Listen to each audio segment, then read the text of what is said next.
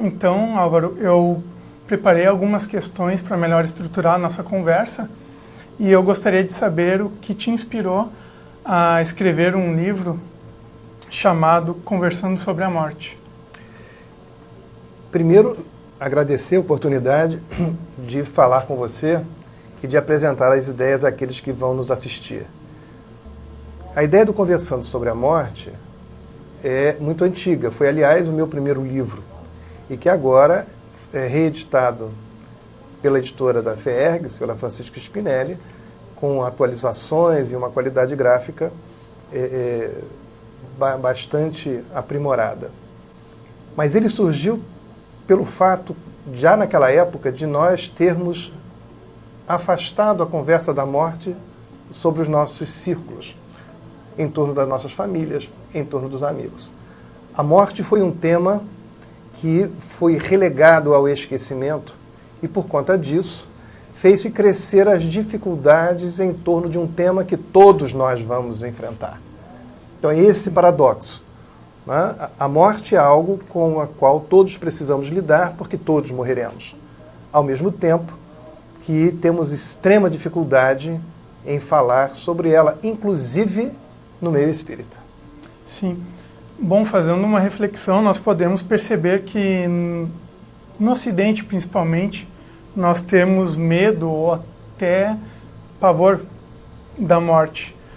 E eu gostaria de saber o quanto a não compreensão desse tema ou o tipo de compreensão influencia nesse medo que nós temos da morte.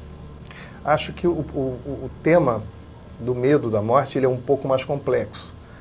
Porque se nós retornarmos a alguns séculos atrás, como falam os historiadores da morte, especialmente Philippe Arrier, nós vamos perceber que lá pelo século IX, século X, o momento da morte era representado nas artes pelo encontro daquele que morria com Jesus e seus evangelistas.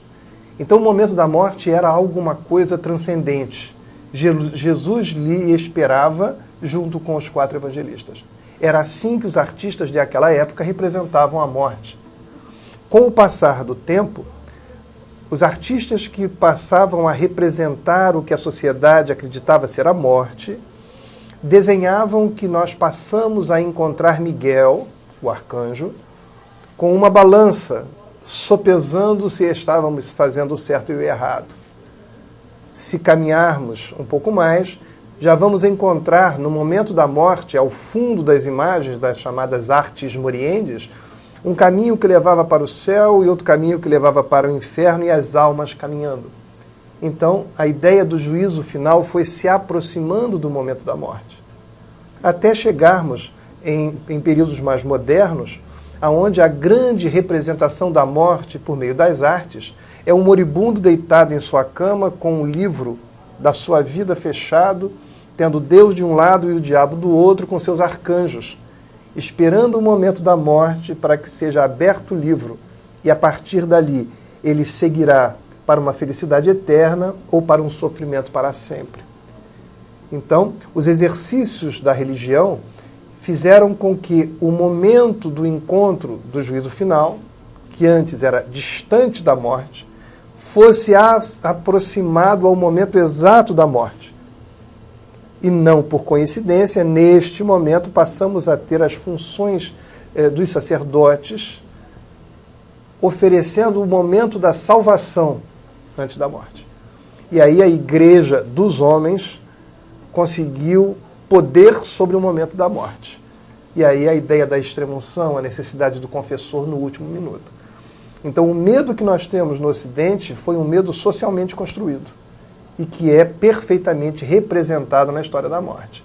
É contra isso que nós precisamos nos rebelar e caminhar para um programa constante de reflexão sobre o momento da morte. Certo. Então, falando mais modernamente, onde e como nós podemos encontrar uma compreensão mais fiel deste fenômeno? Da morte? Exato. Nós temos uma sequência de pesquisas em grandes categorias, que é a nossa proposta de apresentação no próprio livro, que vão desmaterializando o espírito, mostrando que além do corpo existe algo não físico, até que esse algo não físico sobrevive à morte.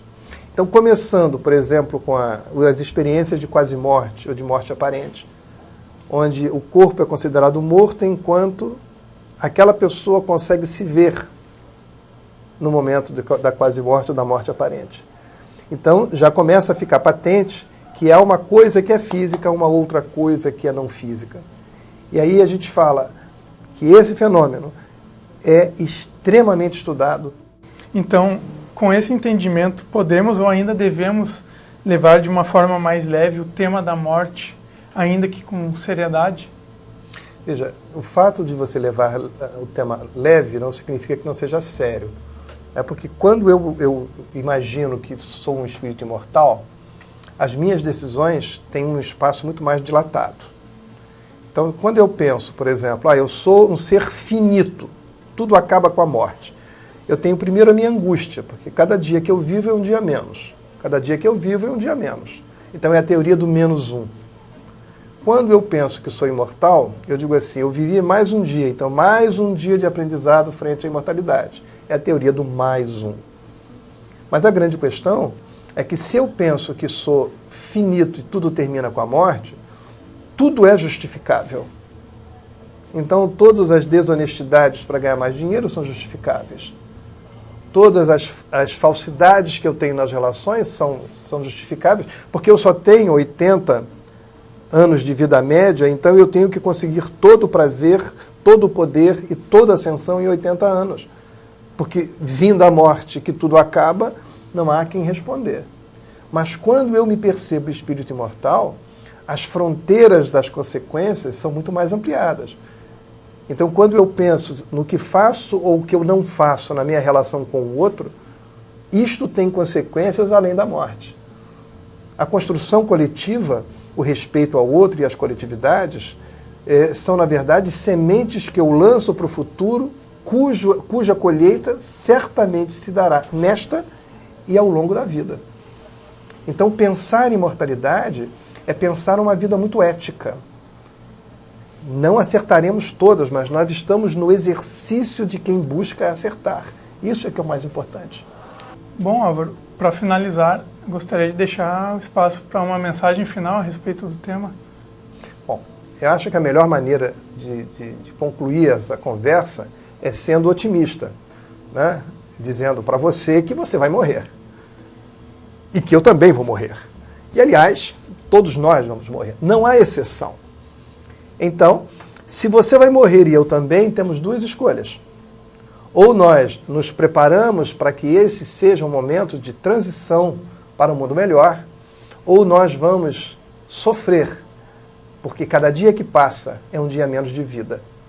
E a doutrina espírita é uma doutrina que definitivamente matou a morte. É uma doutrina que apresenta, quer pelo viés filosófico, quer pelo viés moral, quer pelo viés científico, um conjunto de informações que podem ajudar a você a começar a refletir sobre a morte. E não imagina que essa é uma transformação simples, porque todos nós estamos há séculos mergulhados naquelas ideias da morte, da culpa, da morte para um céu infinito, a morte para um inferno também infinito. Então, é um programa de grandes transformações. Fica mais fácil se você começar hoje. Vou fazer o possível para trazer informações que ajudem a vocês, assim como me ajudam. Muito obrigado. Obrigado, então, Álvaro, por ter compartilhado conosco, né, os teus conhecimentos e o teu tempo. E eu gostaria, então, de desejar a todos nós paz, bem e tudo que nos convém. Até o próximo vídeo.